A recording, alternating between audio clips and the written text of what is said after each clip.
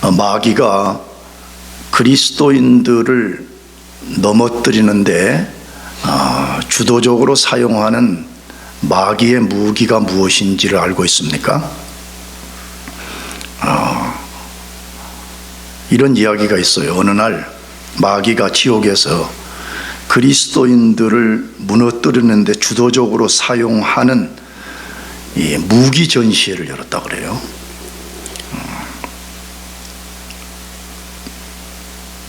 마귀가 사용하는 그 무기들의 내용은 유혹, 두려움, 위협, 시련, 핍박, 장애물, 가난, 굶주림, 이 죽음, 수많은 무기들을 전시해 놓고 가격을 매겼다 그래요. 그리스도인들을 가장 많이 무너뜨린 무기에 이제 가격을 높게 책정해서 가격을 매겼다 그래요. 그것을 구경하던 사람들이 굉장히 궁금해했답니다. 어느 무기에 가장 높은 가격을 매겼을까? 근데 사람들을 깜짝 놀라게 하는 무기가 눈에 들어왔습니다. 왜냐하면 사람들이 크게 기대하지 않았던 것이 가장 고가의 가격이 매겨졌기 때문이라 그래요. 여러분, 그것이 무엇일까요? 그것은 낙심이라는 무기였다고 하면, 낙심. 마귀가 그리스도인들을 가장 많이 무너뜨린 무기가 뭐냐 그러면 낙심이라는 것을 사용한다는 거예요. 예수님도 그것을 너무 잘 아시기 때문에 낙심을 경계하라고 말씀하셨어요. 그것이 누가복음 18장 1절에 항상 기도하고 낭망치 말아야 될 것을 저희에게 비유로 하여 라고 말씀하면서 그 비유의 내용을 길게 말씀하셨어요. 근데 이 말씀은 쉽게 낙심하는 사람들을 위로하고 격려하고 도전하기 위해서 한 과부가 자신의 원한을 어떤 방식으로 해결했는지 비유를 들어서 말씀하신 내용입니다. 근데 그 내용의 헤드라인이 되는 1절 이 말씀을 다시 읽으면 이렇게 돼 있어요. 항상 기도하고 뭐 하지 말아야 될 것을? 낭망하지 말아야 될 것을 이렇게 했어요. 근데 이 말씀에 두 가지 큰 의미를 담고 있는데, 하나는 기도하고 낙심하지 말라는 거예요. 상당히 많은 그리스도인들이 기도도 물론 안 하는 사람들이 많지만 기도를 하고도 낙심하는 사람들이 많다는 거예요. 기도는 해 부지런히, 그래 놓고 낙심한다는 거예요. 그거 하지 말라고 예수님이 이 비유를 들어주신 거예요. 그런데 이 말씀 속에 또 하나의 핵심은 뭐냐 그러면, 낙심하지 않기 위해서는 힘써 기도하라는 것입니다. 여러분, 그렇게 하시기 바랍니다. 예수님이 지금 말씀하잖아요. 마귀가 사용하는 낙심을 이겨내는 중요한 방패는 우리가 힘써 기도하는 것이라고 말씀하고 있습니다. 이 낙심이 얼마만큼 치명적인 문제를 야기하냐 그러면, 그냥 단순히 그리스도인들이 좀 풀이 죽는 그런 차원의 문제가 아니에요. 누구든지 낙심하면 좀 풀 죽잖아요. 그렇죠? 흔히 말하는 기가 좀 꺾이잖아요. 성경은 낙심하는 것은 그것을 넘어서서 영혼을 마비시키는 거라고 그렇게 말해요. 여러분, 영혼이 마비되면 어떻게 되겠어요? 영혼이 잘 워킹이 돼야만이 낙심된 상황에서도 그걸 극복해낼 수가 있는데, 낙심하면 영혼이 풀어준 돼버리는 거예요. 얼어버리는 거예요. 그러면 반드시 그런 사람들은 하나님을 기대하지 못하는 치명적 어려움에 빠지게 되는 것입니다. 오늘 본문도 이 문제를 다루는 거예요. 하나님의 백성들의 낙심, 그리스도인들의 낙심을 다루고 있는 내용이에요. 이스라엘 백성은 오랫동안 하나님께 죄를 범하고 죄의 심판을 받고 바벨론의 포로로 잡혀가서 고난을 받았습니다. 그러나 하나님은 이스라엘 백성이 포로로 잡혀가기 전부터 다시 구원해 줄 것이라고 반복적으로 말씀을 하셨습니다. 그러나 그들은 하나님과 하나님의 약속을 믿지 못했습니다. 그 결과로 그들은 큰 낙심 속에서 하나님에 대해서 불평과 원망을 쏟아놓기 시작했습니다. 나가서 그들의 삶을 자포자기 상태로 던져버렸습니다. 그래서 하나님이 이사야 선지자를 통해서 낙심을 극복하는 비결을 알려주고 계시는 것입니다. 그 비결은 바벨론 포로로 잡혀간 이스라엘 백성뿐만 아니라 오늘 쉽게 낙심하는 우리들을 위한 말씀입니다. 우리가 세상을 살면서 낙심하게 될 때 어떻게 이것을 극복하고 우리가 다시 견고하게 일어설 것인지를 알려주는 말씀입니다. 자, 그렇다면 그리스도인이 낙심을 극복하는 비결은 무엇일까요? 첫 번째로 하나님에 대한 무지와 오해로부터 벗어나야 됩니다. 이게 가장 중요한 첫 스텝이에요. 우리가 낙심을 극복하려면 하나님에 대한 무지, 하나님에 대해서 우리가 갖고 있는 오해를 벗겨내야 된다, 그 말이에요. 그 말씀을 오늘 본문 40장 27절에서 말씀하는데 읽어보십시다. 야곱아, 어찌하여 내가 말하며 이스라엘아 내가 이르기를 내 길은 여호와께 숨겨졌으며 송사는 내 하나님에게서 벗어난다 하느냐. 물론 이 말씀은 약간의 그 번역들을 조금씩 달리하고 있음을 성경을 대조해 보면 알 수가 있습니다. 그런데 이 말씀의 가장 그냥 평범한 내용은 뭐예요? 이스라엘 백성들이 하나님에 대하여 엄청난 오해와 불평 속에 빠져 있다라고 말하는 거죠. 왜? 이사야가 지금 그렇게 말하는 거잖아요. 이스라엘 백성이 이렇게 말했다 지금 두 번이나 인용을 하잖아요. 그런데 첫 번째로는 무엇에 대한 불평을 쏟아 놓았어요? 하나님이 자신들에 대해서 무관심할 뿐만 아니라 자신들이 처한 상황을 하나님은 조금도 모른다 이렇게 불평을 쏟아낸 거예요. 다른 말로 하게 되면 하나님은 전지하지 않다는 거예요. 그분이 진짜 전지 모든 것을 다 아신다면 어떻게 우리가 이런 상황에 처할 수 있냐, 지금 그렇게 불평을 쏟아 놓았다 그 말입니다. 그런데 이사야는 그것을 뭐라고 이스라엘 백성들의 말을 대신했어요? 내 사정은 여호와께 뭐해져 있다? 숨겨져 있다. 하나님 내 사정 모른다는 거예요. 내가 지금 얼마만큼 어려움을 당하고 있는지, 내가 지금 얼마만큼 고난을 당하고 있는지 하나님은 내 사정 조금도 모른다, 이렇게 불평했다라고 말하고 있는 것입니다. 그런데 이런 오해와 불평은 바벨론 포로로 잡혀간 이스라엘 백성들만의 문제가 아니라는 것입니다. 오늘 얼마나 많은 그리스도인들이 쏟아내는 문제인지 모릅니다.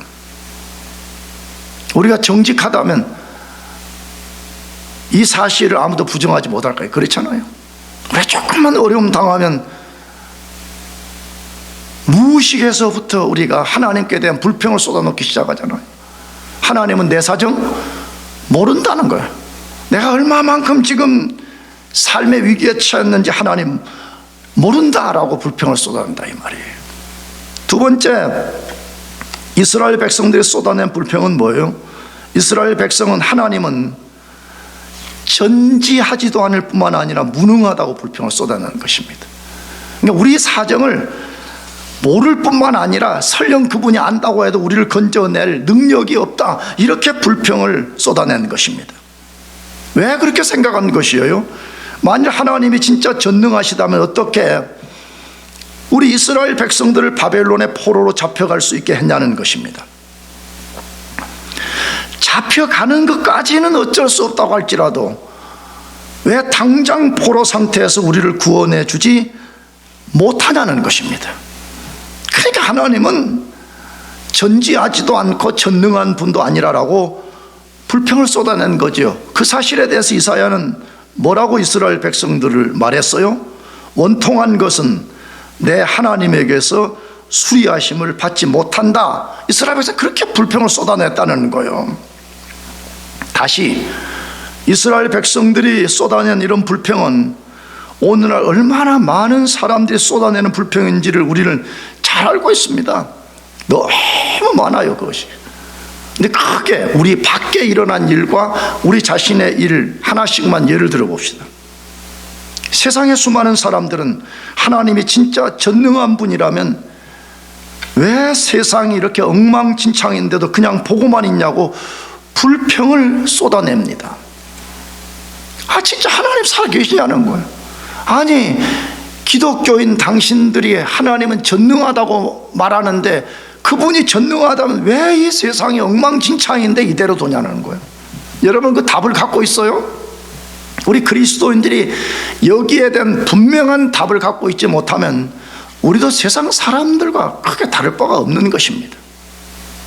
나가서 그 불평하는 걸 우리 자신에게 가지고 들어와 봅시다. 왜 우리 자신이 삶의 어려움을 겪고 있는데도 즉각 해결해 주지 않냐고 불평을 쏟아놓습니다. 아니, 나도 어려움을 당하면 나도 무의식 속에 그런 것이 막 떠오르려 그래. 그러나 신학적으로 이론적으로 그걸 알기 때문에 사실은 그 불평을 쏟아놓지 않을 뿐인 거예요. 여러분은 하나님이 여러분 삶에 행하시는 일에 대해서 갈등이 없어요?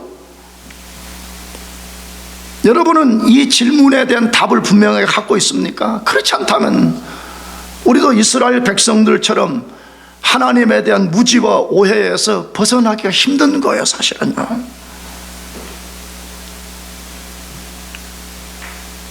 그리스도인들을 포함한 많은 사람들은 하나님이 인간을 구원할 능력이 없다고 생각을 합니다. 그거는 옛날 롱롱 어거우의 이스라엘 백성들의 문제인 거지 오늘 그 하나님은 우리를 구원할 능력이 없다고 생각하는 것입니다. 왜 그렇게 생각할까요? 이사야 40장만 우리가 읽어봐도 하나님이 얼마나 자기 자신의 전지함과 전능하심을 디펜스하는지 몰라요. 그렇잖아요. 나는 이런 하나님이라고 말씀을 하십니다. 그런데 왜 이스라엘 백성과 오늘 많은 사람이 하나님은 전지하지도 않고 전능하지도 않다고 말하면서 오해와 불평을 쏟아놓을까요? 여러분, 그 본질적 이유가 어디에 있다고 생각합니까? 하나님에 대한 무지 때문에 그런 것입니다. 아무리 그 사람이 고상한 지식을 갖고 있다고 할지라도 만일에 어떤 사람이 그렇게 하나님께 대해서 불평과 원망을 쏟아놓는다 그러면 근본적 이유는 하나님이 어떤 분인지를 정확하게 모르기 때문에 그런 것입니다. 하나님이 진짜로 어떤 분인지에 대한 참 지식과 믿음이 없기 때문에 그런 것입니다. 그러면 필연적으로 결과론적으로 이스라엘 백성들처럼 오해와 불평을 쏟아놓을 수밖에 없어요. 그건 다 똑같은 인간이거든요, 사실은요. 그러므로 우리가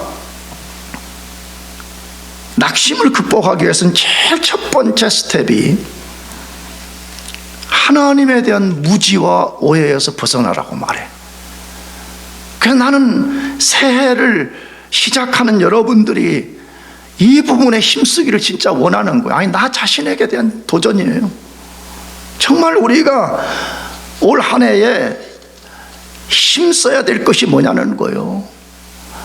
너무 많죠, 힘써야 될 부분이. 그러나 가장 우선순위를 두고 힘써야 될 부분이 뭐예요? 하나님에 대한 무지와 오해에서 벗어나는 거예요. 만약 우리가 그렇지 않다면 우리는 삶의 낙심을 극복해낼 수 없기 때문에 그러는 것이에요. 두 번째로, 그리스도인은 낙심을 어떤 원리로 극복할 수 있어요? 하나님의 속성에 대한 참 지식과 믿음을 가져야 됩니다. 당연한 거죠. 우리 첫 번째 포인트가 소극적인 것, 부정적인 것을 말했다 그러면 당연하게 이제 적극적이며 긍정적 원리를 우리가 취해야 되는데 하나님이 누구이신가를 알아야 된다는 거예요. 그 내가 그냥 단순히 하나님을 알아야 된다 이렇게 하지 않고 하나님의 뭐에 대해서 알아야 된다고요? 속성. 그는 어떤 속성을 가진 하나님인가를 알아야 된다는 거예요. 왜? 이사야가 지금 그 논리로 말하잖아요. 먼저 이스라엘 백성들의 낙심하는 이유를 말했어요. 그런 다음에 이것을 해결하는 방식이 뭐냐를 그 다음 절부터 말하는데, 그는 하나님의 속성을 아는 데만이 비결이 있다고 말하기 때문에 그렇습니다. 그 이야기를 28절 29절 두 절에서 말씀하는데 읽어봅시다. 너는 알지 못하였느냐, 듣지 못하였느냐, 영원하신 하나님 여호와 땅끝까지 창조하신 이는 피곤하지 않으시며 곤비하지 않으시며 명철이 한이 없으시며 피곤한 자에게는 능력을 주시며 무능한 자에게는 힘을 더하시나니.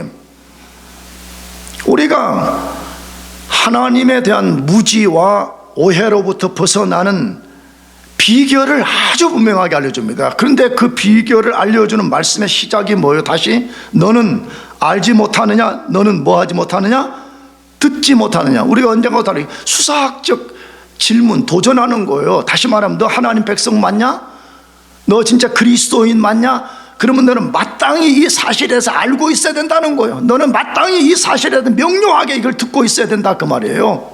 이걸 놓쳐버린다는 거예요. 이걸 모른다는 거예요. 그러니까 수많은 사람들이 인생이 혼란스럽고 툭하면 인생이 낙심 가운데 빠지게 된다 이 말이에요. 그래서 오늘 이사야가 하나님은 도대체 그럼 어떤 분이냐는 거예요.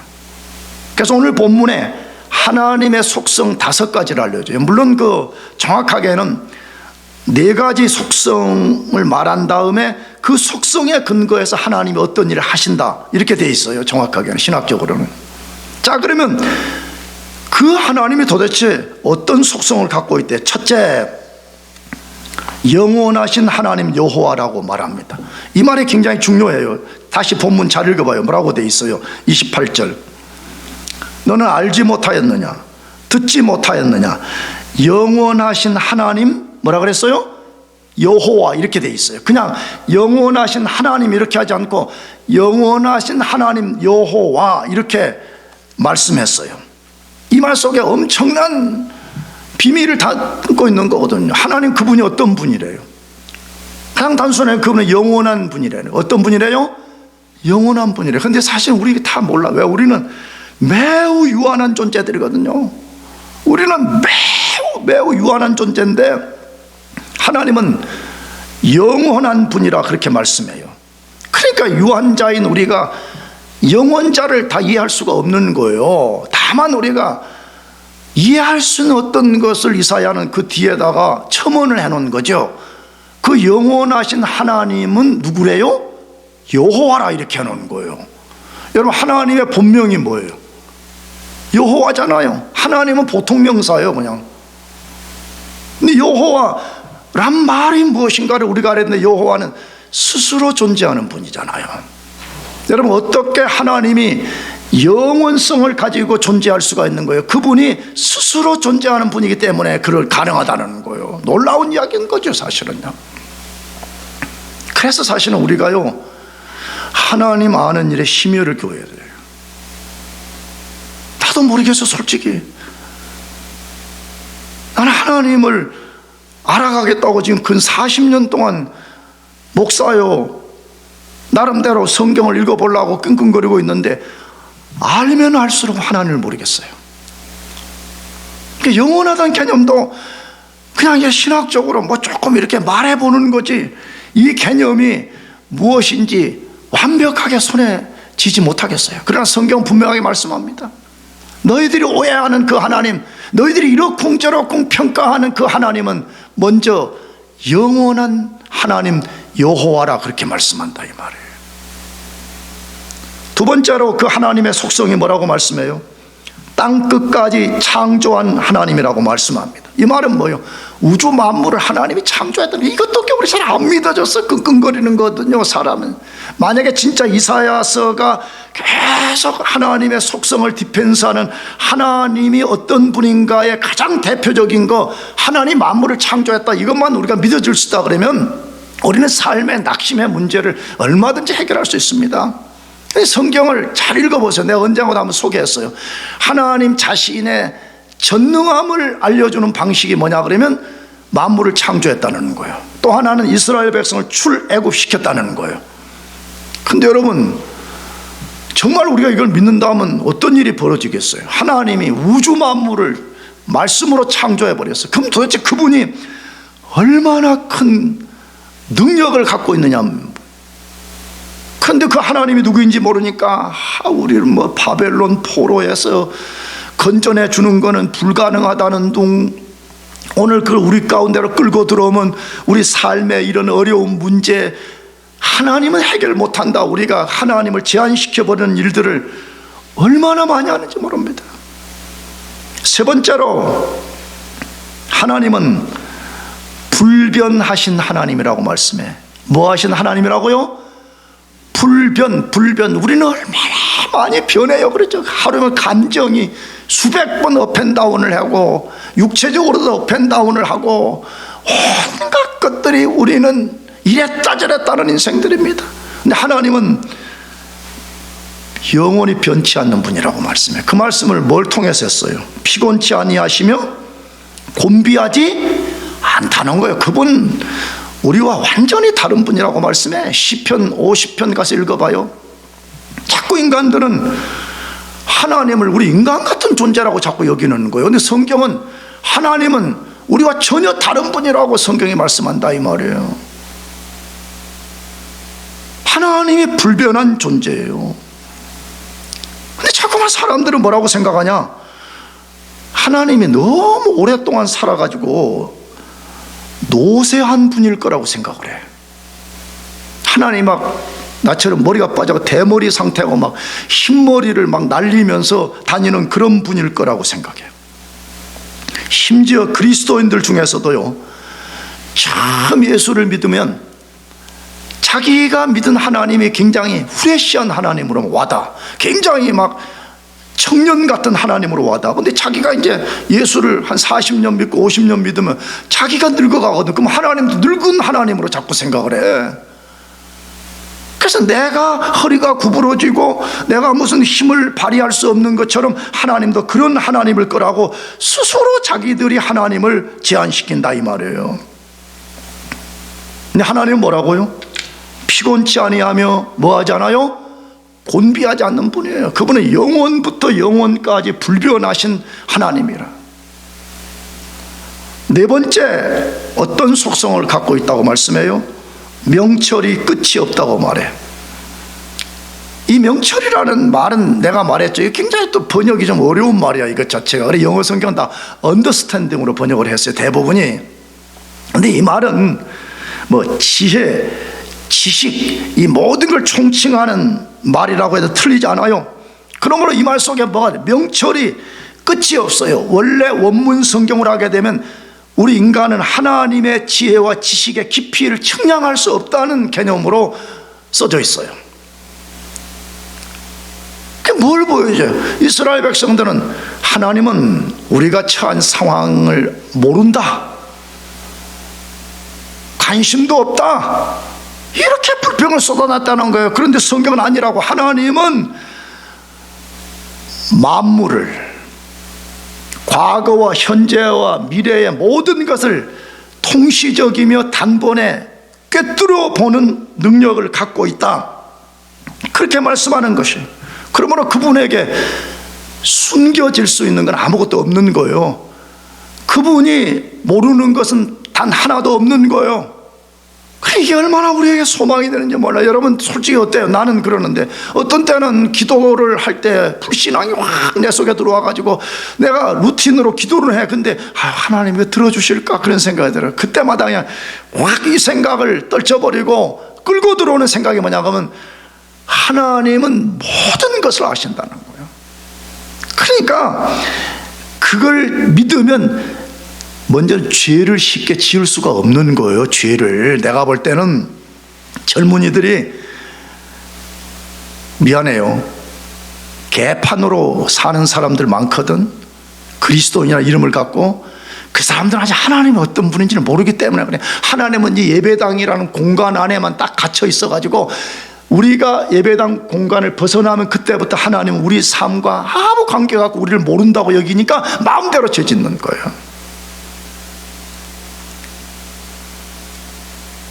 반대로 뭐예요?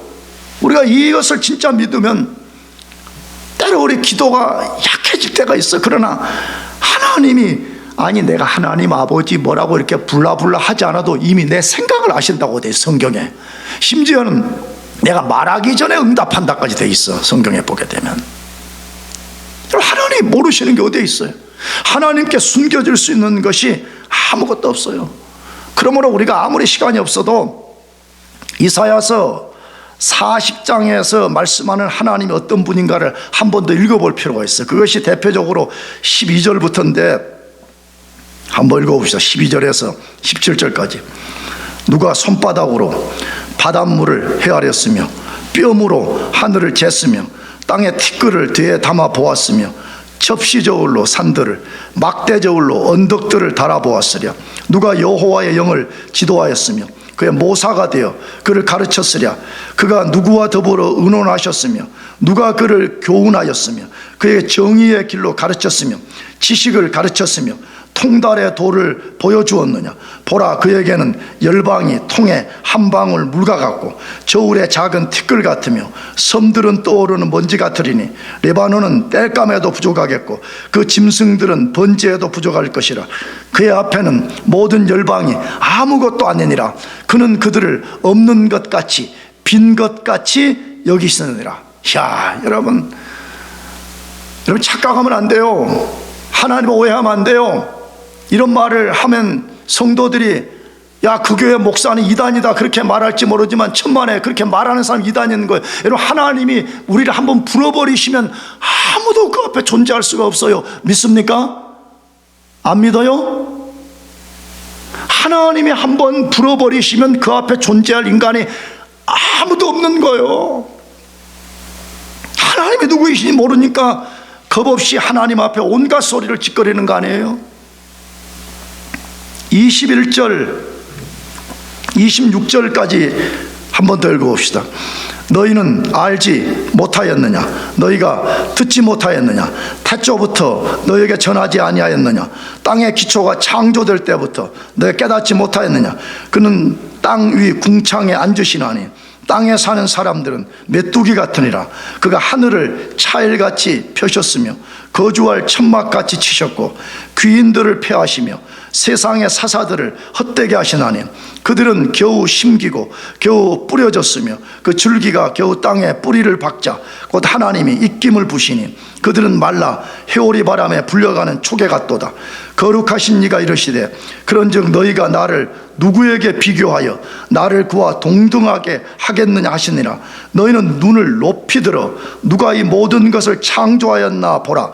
주께서는 수요대로 만상을 이끌어내시고 그들의 모든 이름을 부르시나니 그의 권세가 크고 그의 능력이 강함으로 하나도 빠짐이 없느니라. 야곱아, 어찌하여 내가 말하며 이스라엘아, 내가 이르기를 내 길은 여호와께 숨겨졌으며 내 송사는 내 하나님에게서 벗어난다 하느냐라고 되어 있습니다. 하나님이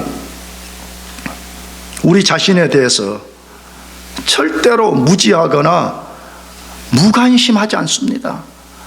하나님이 정확하게 알고 계십니다. 너무 많은 성경의 증거가 있는데 두 가지만 예를 들려고 그래요.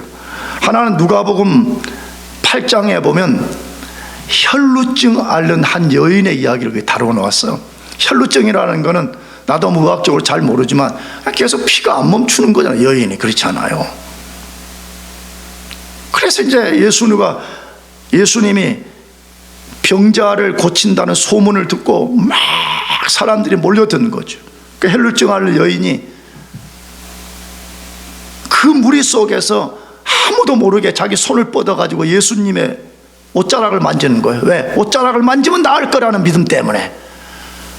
그래서 그 여인이 손을 뻗어서 옷자락을 만졌어요. 아무도 몰라요. 근데 갑자기 예수님이 가던 걸음을 멈추시고 누가 나를 만졌냐 그래. 그러니까 제자들이 예수님 지금 이렇게 사람이 많은데 누가 만진 걸 우리가 어떻게 알아요? 막 이런 식으로 해. 아니라고. 나에게서 능력이 나갔다 그렇게 말해. 예수님 누가 나를 만졌냐 그러니까 그때 혈루증 알레르기인이 나타나는 거예요. 자기가 예수의 겉옷자락에 손을 만졌다는 거예요. 뭘 보여줘요? 물론 예수는 모든 것을 고치는 능력이 있다는 것을 알려주는 거지만 한편에는요, 예수는 모든 걸 안다는 거예요. 아니 그러면 땅에 오셔서도 모든 걸 아시는 그분이 지금 하늘에 계시면서 그의 성령을 통해서 역사하는 분이 모르시는 게 어디 있겠어요? 모를 거라고 생각하는 것은 우리의 무지와 우리의 착각인 거예요. 또 하나의 이그젬플은 누가복음 23장에 나온 한 강도 이야기예요. 예수 십자가에 못 박혀 죽임당할 때 좌편과 우편에 강도가 나란히 못 박혀 고난을 받고 있었잖아요. 십자가는 인류가 고안해낸 가장 고통스러운 형벌이라잖아요. 예수님이 그 십자가에서 인류의 죄악을 대신 담당하고 양편에 자기 죄 때문에 죽은 인간과 비교할 수 없는 고난을 당하고 있었습니다. 근데 예수님이 그 마지막 고난의 순간에 하신 일이 뭐예요? 한 강도를 회심시키고 그를 천국으로 들어가게 만든 거죠. 여러분, 인간적 관점에서 보면 지금 내가 너무 고통스러워. 지금 흔히 말하면 내 코가 석자야. 옆에 고난을 당하든 말든 지금 내 문제 해결하는데 신경을 온통 곤두세워야 돼요. 근데 예수님은 그 상황에서도 한편 강도를 천국 들어가게 만들어 주셨다. 도대체 그건 어떤 분인 거예요? 그럼에도 우리가 하나님 우리 사정을 모른다? 하나님은 우리의 문제를 해결할 능력이 없다라고 우리가 얼마나 많이 불평을 쏟았는지 모릅니다. 그러므로 우리가 하나님의 속성을 아는 것이 사활적으로 중요한 거예요. 내가 강하게 말한다고 싫어하는데 성도들이 제발 교회를 그냥 왔다 갔다 시계추처럼 그렇게 하면 안 되는 거예요. 사활을 걸고 하나님 그분이 어떤 속성을 가진 분인가를 알아야 된단 말이에요. 우리가요. 다섯 번째 마지막으로는 그 하나님은 어떤 분이에요? 우리의 참 필요를 공급해 주시는 분이라 그렇게 말해. 우리의 참 필요, 내가 자주 말했어요. 하나님 우리 욕심을 채워주는 분이 아니에요. 우리는 얼마나 많이 우리의 욕심을 채워달라고 말해. 근데 하나님 우리 욕심을 채우는 분이 아니에요. 그분 우리의 진짜 리얼리드, 진짜 우리의 필요를 채우는 분이에요. 그걸 29절에서 뭐라고 말씀했어요? 피곤한 자에게는 능력을 주시며 무능한 자에게는 뭘 더하신다고요? 힘을 더해. 영혼이 타이어 바람 빠지듯이 팍 죽어있는 인간, 맨날 낙심과 좌절에 지배된 인간, 영적인 능력이라고는 아무것도 없는 그런 인간, 세상은 고사하고 자기 스스로를 일으켜 세울 능력이 없는 그 인간에게 진짜 필요한 힘과 능력을 공급해 주시는 분이라고 성경은 우리들에게 분명하게 말씀하고 있습니다. 그러므로 여러분과 저가 무엇을 삶의 우선순위로 삼고 가장 중요하게 여겨야 되는 거예요? 하나님을 계속 알아가는 겁니다. 그냥 과거에 내가 무슨 주일학교 다닐 때 알았던 그 하나님으로 만족하고 중학교, 고등학교 좀 다닐 때 알았던 그 하나님으로 만족, 그게 전부라고 여기는 인간은 내가 보기에 그런 사람 비참한 인간이야. 불쌍한 인간이야. 영원하신 하나님, 내가 말했잖아요. 우리는 천국에 가서도 하나님을 단번에 다 아는 게 아니야. 자꾸 성경에 얼굴과 얼굴을 맞대어 보면 알 것이라 그런 말을 잘못 인용해가지고 와가지고 천국 가면 우리가 하나님을 주머니 속 들여다보듯이 다 들여다보는 것처럼 생각하면서, 그러면 그 하나님은 영원한 하나님이 아닌 거예요. 와, 도대체 하나님이 어떤 분이시면 우리가 천국에 가서도 그 하나님을 계속해서 알아갈 수 있는 대상이 되냔 말이에요. 그런데 우리가 이 땅에서 하나님 알기를 중단해 버린다면 그 불쌍한 거예요. 불쌍한 거. 그래서 성경 수많은 곳에서 하나님 아는 일을 가장 힘쓰라고 말해. 근데 그 중에 세 구절만 소개하려고 그래. 첫 번째가 예레미야서 9장 23절 24절 말씀인데 같이 읽어보겠습니다. 시작. 여호와께서 이같이 말씀하시되 지혜로운 자는 그의 지혜를 자랑하지 말라. 용사는 그의 용맹을 자랑하지 말라. 부자는 그의 부함을 자랑하지 말라. 자랑하는 자는 이것으로 자랑할지니 곧 명철하여 나를 아는 것과 나 여호와는 사랑과 정의와 공의를 땅에 행하는 자인 줄 깨닫는 것이라. 나는 이 일을 기뻐하노라. 여호와의 말씀이니라.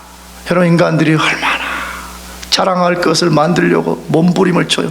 여러분, 자랑한다는 말은 바꾸어 놓으면 뭐예요? 내가 의지할 것. 어떤 사람은 자기 지혜를 의지해. 어떤 사람은 자기 힘을 의지해. 어떤 사람은 자기의 돈 많은 것, 이걸 자기의 의지의 수단으로 삼아. 근데 하나님이 지금 뭐라고 말씀해? 너희는 그렇게 하지 말라는 거. 너 하나님의 백성 맞냐? 그럼 너희들이 자랑할 것, 너희들이 의지할 것은 뭐래요? 명철하여 나를 아는 것과, 그렇게 말했어요. 하나님 아는 것이 제일이라는 거예요. 나는 이제 나 자신에게 향한 도전이요. 여러분은 이제 하나님을 인격적으로 진짜 알고 있어요? 내가 신진은을 알듯이 말이에요. 내가 신진은 그 인간이 어떤 인간인가를 내가 인격적으로 알듯이 여러분이 진짜 하나님 아버지 그분을 인격과 경험적으로 알고 있냐, 이 말이에요.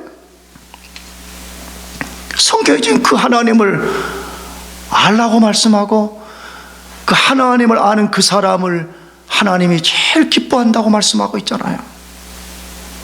또 하나 구절, 호세아서 6장 1절에서 3절. 오라 우리가 여호와께로 돌아가자.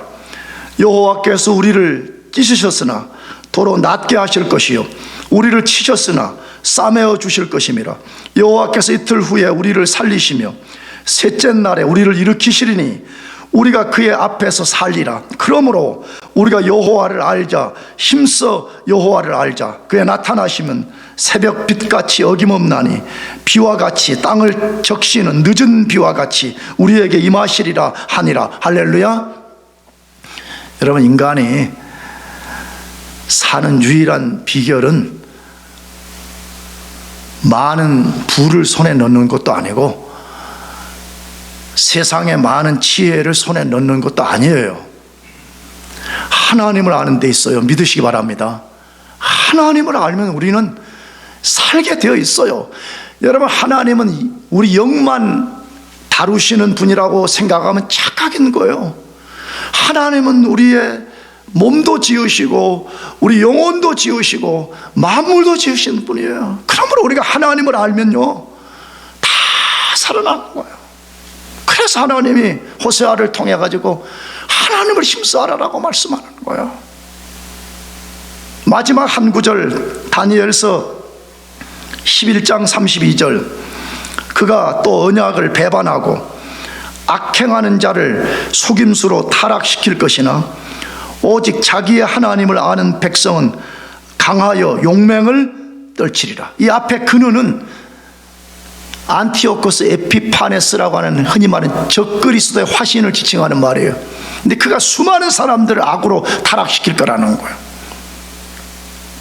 그런데 오직 자기의 하나님을 아는 백성은 강하여 용맹을 떨칠 것이라고 말해요. 하나님을 아는 사람은요, 사자처럼 용맹하다고 성경이 말씀하잖아요. 하나님을 모르는 사람은 그냥 누가 뒤에서 소리만 질러도 두려움에 사로잡힌다고 말해요. 다시 말해, 늘 두려움에 사로잡혀 있어. 하나님 그분을 깊이 아는 사람은 강하고 용맹하고 전사 같고 모든 짐승들의 왕인 사자 같은 삶을 살 수 있다라고 말씀하고 있는 거예요. 그러므로 우리가 하나님을 경험적으로 알아야 됩니다. 이론적으로 아는 걸로는 여러분의 삶의 낙심을 이겨내지 못해요. 마귀가 가장 강하게 사용하는 낙심을 이겨내지 못한다 이 말이에요. 마지막 세 번째로 낙심을 이겨내려면 뭐 해야 되냐? 하나님만 믿고 끝까지 그분의 때를 기다리라고 말해요. 그것을 오늘 본문 30절 31절로 말씀하는데 읽어봅시다. 소년이라도 피곤하며 곤비하며 장정이라도 넘어지며 쓰러지되 오직 여호와를 앙망하는 자는 새 힘을 얻으리니 독수리가 날개치며 올라감 같을 것이요 다른 박질하여도 곤비하지 아니하겠고 걸어가도 피곤하지 아니하리로다. 할렐루야. 야, 여러분 이 말씀은 우리 그리스도인들 얼마나 많이 애독하는 말씀인지 몰라 이 말씀. 근데 하나님은 이사야 선지자를 통해서 우리가 낙심을 극복하는 비결을 아주 분명하게 알려주잖아요. 다시 복습하면 뭐예요? 제일 먼저 하나님에 대한 무지와 오해에서 벗어나라고 말해. 두 번째는 뭐였어요? 하나님 그분이 어떤 속성을 가지고 일하시는 분인가를 계속적으로 알아가라고 말해. 그러면서 오늘 본문 마지막에 이사야는 한 가지 사실을 우리에게 더하는 거예요. 그걸로 전부가 아니라는 거예요. 뭘 더해야 된다고 말해요? 오직 여호와를 앙망해야 된다라고 말하고 있습니다. 여러분 이 말 속에 뭐가 들어있어요? 소극적으로는 수동적 태도로는 안 된다는 거예요. 그리스도인들이 되면 되고 말면 말고 그냥 늘 성경 지식을 이론적으로 조금 들어가 단편적으로 여기 조금 저기 조금 어느 때 되면 뭐 되겠지 안 되면 할 수 없는 거고 그런 수동적 자세를 완전히 벗어나라고 말하는 거예요. 그러면 뭐 하라는 거예요? 하나님이 그런 속성을 가진 분인 것을 믿고 적극적으로 하나님을 앙망하라고 말하는 거예요. 앙망하는 것만이 우리가 할 유일한 길이다 그 말과도 같은 거예요. 왜? 오직이라는 말을 썼으니까. 그러면 여호와를 앙망한다는 이 말은 뭐예요? 그분을 바라고 바란다 그 뜻이에요. 근데 이거 원래 말은 무슨 뜻을 갖고 있냐 그러면 하나님과 그분의 약속을 믿고 끝까지 기다리라는 거예요. 낙심을 극복하려면 하나님 그분을 끝까지 기다리라고 말해요. 하나님 그분의 약속을 믿고 끝까지 기다리라 그렇게 말해요. 이 속에 뭐가 들어있어요? 여러분 많은 사람들이 조금은 해봅니다. 삶이 어려우면 하나님 의지해보고 하나님 약속을 붙잡아 보려고 조금은 몸부림쳐요. 근데 그렇게 하면 안 된다. 끝까지 하라는 거예요. 나가서 거기에 자기 트릭을 섞지 말라는 거예요. 얼마나 많은 사람들이 하나님을 기다리고 하나님의 역사가 나타날 때까지 제가 하겠습니다. 그런데 실제는 보면 그 수많은 자기 방식을 집어넣는 거예요. 근데 하나님은 그거 하지 말라는 거예요. 너 끝까지 나와 내가 한 이 약속의 말씀을 믿고 너가 기다릴 수 있겠느냐? 하나님 우리에게 그걸 요구하는 거예요. 자, 그러면 질문이 생깁니다. 아니 모든 것을 다 하신다는 하나님이 왜 우리가 삶의 고난 인생의 절망의 벼랑 끝에까지 서 있는데 왜 하나님 즉각 우리를 건져내 주지 않냐는 거예요. 믿음을 시험하는 거예요. 믿음의 시험 내용이 무엇입니까? 너 진짜 하나님인 나만이 만물의 주관자라는 것을 믿을 수 있겠냐는 거예요. 너 진짜 하나님이 나 자신에게만 전지함과 전능함이 있다는 것을 믿고 너 삶의 문제를 나에게 맡길 수 있겠느냐? 진짜 맡길 수 있겠느냐? 이것을 하나님이 우리에게 요구하시는 거예요. 그래서 성경은 참 믿음이라는 것은 내 상상을 따르는 게 아니에요. 내 경험을 따르는 게 아니에요. 내가 만든 이론을 따르는 것이 아니에요. 그런 건 다 거짓인 거예요. 그거는 믿음이라는 어떤 허울 좋은 외적 체계를 갖고 있지만 그 속에는 진짜 역사를 일으키는 능력이 아무것도 없는 거예요. 참 믿음은 뭐예요? 하나님의 성품을 신뢰하고 그분의 약속을 끝까지 붙잡고 기다리는 것을 말합니다. 여러분 그렇게 하시기를 축복합니다. 그러면 하나님이 무엇을 우리에게 약속해요? 만일에 우리가 진짜 그런 믿음을 가지고 하나님을 기다린다면 하나님이 무슨 일을 해주신대요? 다시 한 번 더 30절 31절을 다시 읽어봅시다. 시작. 소년이라도 피곤하며 곤비하며 장정이라도 넘어지며 쓰러지되 오직 여호와를 앙망하는 자는 새 힘을 얻으리니 독수리가 날개치며 올라감 같을 것이요 다른 박질하여도 곤비하지 아니하겠고 걸어가도 피곤하지 아니하리로다. 여러분 설명해야 될 내용이 많이 들어있죠. 근데 딱 하나만 이야기하면 뭐예요? 유한한 인간들이 가진 삶과 전혀 다른 삶의 방식으로 살 수 있다는 거죠. 그렇죠? 소년이라도 피곤하며 곤비하며 장정이라도 뭐해요? 넘어진대. 여러분 뭘 이 속에 담고 있어요? 여러분 인간은 아무리 대단한 힘과 근육과 용맹한 전사일지라도 그런 사람은 유한성을 가지고 반드시 무너지게 돼 있다는 거예요. 사실이잖아요. 자기 인생에 엔드라인이 없는 인간이 어디에 있어요? 그러나 여호와를 앙망하는 사람, 그분을 경외하고 그분을 두려워하고 그분의 말씀에 두려워 떨고 그분을 의지하여 사는 사람에게는 유한성을 극복하는 하나님의 능력이 공급된다는 거예요. 그래서 그런 사람들은 뭐처럼 살아가요? 독수리가 매번 창공을 솟구쳐 치솟아 올라가는 것처럼 그런 사람은 영적으로 하늘로 높이 솟구쳐 올라가서 하나님의 보좌에 가까이 나아가서 하나님의 임재와 영광을 경험하고 하나님이 공급하는 그 능력을 힘입어서 살게 되는 역사가 일어난다고 말하는 거예요. 나는 진짜 우리가 이걸 좀 맛보기를 원하는 거예요. 화려한 교회, 화려한 찬양팀, 우르르 몰려왔다가 한 곡 부르고 우르르 몰려가는 종교인들이 아니라